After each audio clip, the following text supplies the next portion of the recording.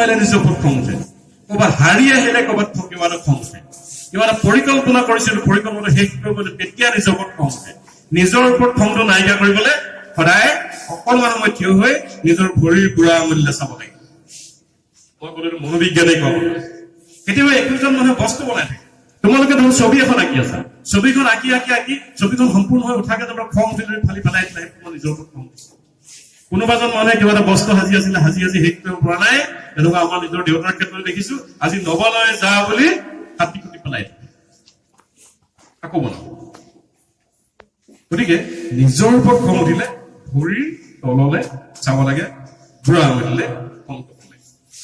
আৰু নিজৰ ওপৰত খং উঠিলে আৰু এটা কাম কৰিব লাগে, এগিলাচ ঠাণ্ডা পানী খাব লাগে।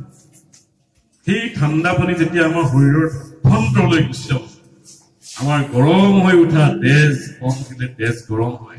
সেইকাৰণে কয় খং উঠিলে মানুহৰ হাই প্ৰেচাৰ বাঢ়ে। গতিকে এগিলাচ ঠাণ্ডা পানী খোৱাৰ লগে লগে কি হব, তেজৰ স্ৰোতটো চেঁচা হৈ যাব, আমাৰ খংটো কমি যাব। 2 নম্বৰ।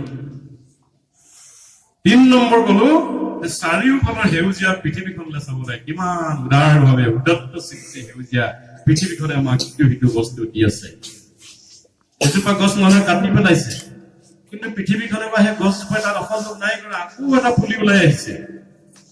আমাক যদি কোনোবাই কাৰোবাৰ ঘৰৰ পৰা খেদি দিয়ে, গেটৰ ঘৰৰ পৰা উলিয়াই দিয়ে, আমি চাগে কিমান বছৰলৈ তেওঁৰ ওপৰলৈ নাযাম তাৰ ঠিকনা নাই। তোমালোকে চাবাচোন, গছজোপা কাটি পেলাইছে, তাৰ পৰা পোখা এটা ওলাই আহিছে। এই কথাবোৰ আমি যিহেতু মানুহ প্ৰকৃতিৰে অংশ বুলি আমি যদি সদায় কৈ থাকো, কিন্তু প্ৰকৃতিৰে নিয়মবোৰ আমি ফল' কৰিব। 3টা কথা দিলো। নিজৰ ওপৰত খং উঠিলে কি কৰিব লাগে? প্ৰথম কি কৰিব লাগে? নেক্সট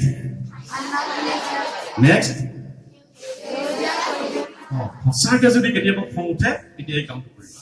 এনেই বোলে মই ছাৰৰ কথাটো প্ৰমাণ কৰো বুলি খং এটা নিজে উঠাই কৰিলে নহব।